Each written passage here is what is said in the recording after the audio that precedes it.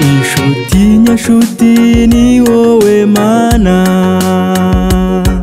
kuko ari wowe uzi ibiri mu mitima yacu, ibihishwa abantu wowe urabimenya. Ntacyo tugushinza mukunzi mwiza, nkuko wabisezeranye kuzagaruka kutujyana mw'itorero turagutegereje. Ni wowe Alufa na Omega, itangiriro n'iherezo, nta wakubanjirije nta n'uza guheruka, kuko ari wowe waducunguye. Nkuko wabisezeranye kuzagaruka kutujyana mw'itorero turagutegereje. Ni wowe Alufa na Omega, itangiriro n'iherezo, nta wakubanjirije nta n'uza guheruka, kuko ari wowe waducunguye.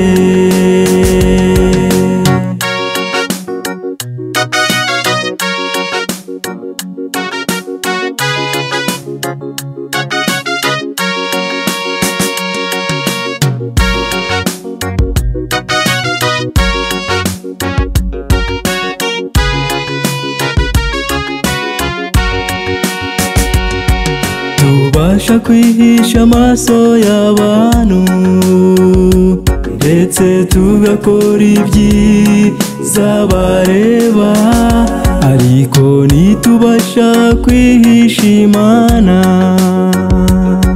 kuko yibasha kureba ibihishwe.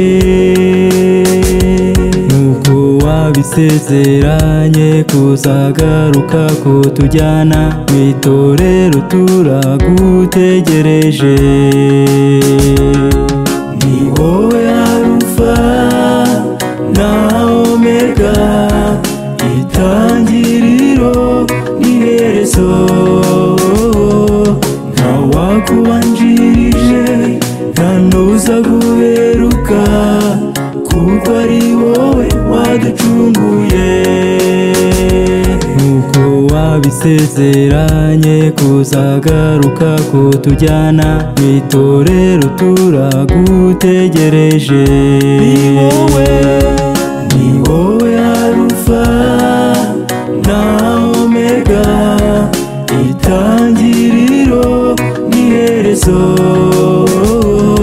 nta wakubanjirije nta n'uza guheruka, kuko ari wowe waducunguye.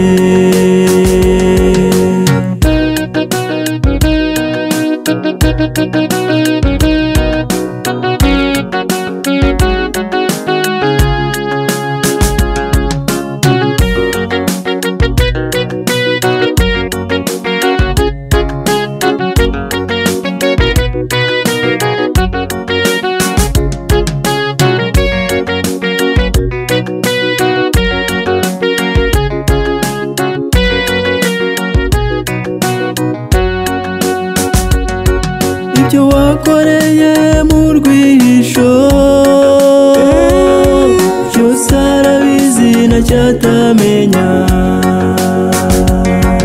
ibyo wakoreye mu gisenge cy'inzu nabyo bizashyirwa ku mugaragaro.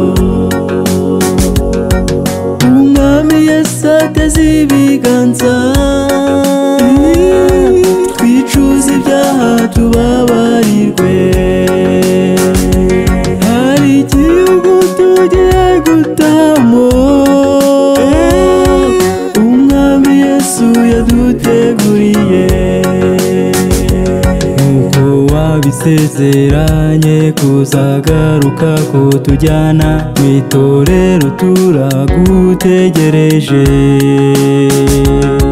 Ni wowe Alufa na Omega, itangiriro n'iherezo, nta wakubanjirije nta n'uza guheruka, kuko ari wowe waducunguye. Nuko wabisezeranye kuzagaruka kutujyana mu itorero turagutegereje.